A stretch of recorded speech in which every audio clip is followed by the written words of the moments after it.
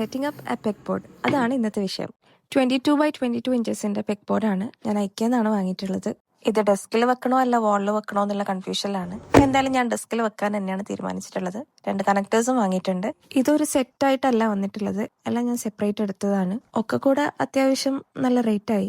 ഈ കണക്ടേഴ്സ് വെച്ചിട്ട് എങ്ങനെയാണ് ഇത് ടേബിളിൽ ഇൻസ്റ്റാൾ ചെയ്യുന്നതെന്ന് കാണിച്ചു തരാണ് കേട്ടോ. ഈ പെഗ് ബോർഡിന്റെ ആവശ്യകത എന്താന്ന് വെച്ചാൽ ഇത് നമ്മൾക്കൊരു വെർട്ടിക്കൽ സ്പേസ് തരും. സോ ദാറ്റ് നമ്മുടെ കാര്യങ്ങളൊക്കെ പെട്ടെന്ന് എടുക്കാനും വെക്കാനൊക്കെ പറ്റും. പിന്നെ നല്ല ഓർഗനൈസ്ഡ് ആയിട്ടിരിക്കും. കൂടാതെ നമ്മളുടെ ടേബിൾ ടോപ്പിൽ അത്യാവശ്യം നല്ല സ്പേസ് തരികയും ചെയ്യും. എന്റെ വോളും പിന്നെ ടേബിളും തമ്മിൽ അത്യാവശ്യം ഒരു വലിയ ഗ്യാപ്പ് ഉണ്ട്. അതുകൊണ്ടാണ് ഞാൻ ടേബിളിൽ തന്നെ ഫിക്സ് ചെയ്തത്. അങ്ങനെ ഞാൻ പെഗ് ബോർഡൊക്കെ ഇൻസ്റ്റാൾ ചെയ്ത് കഴിഞ്ഞു.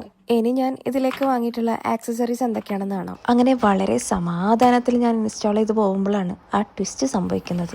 7 7 8 ഇതുവരെ ശരിയാണ് കിട്ടുന്നേട്ടാ? ഇതുവരെ വളരെ ശരിയാ. 4 4 3 3 1 എന്താ പറഞ്ഞേ?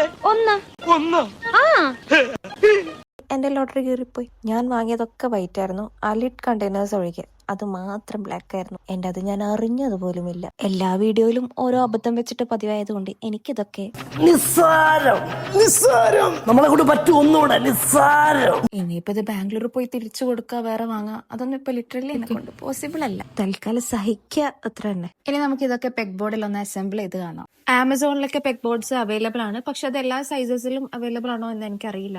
ആക്സസറീസും ഇതുപോലെ സെപ്പറേറ്റഡ് ആയിട്ട് ആമസോണിൽ അവൈലബിൾ ആണോ എന്ന് എനിക്കറിയില്ല.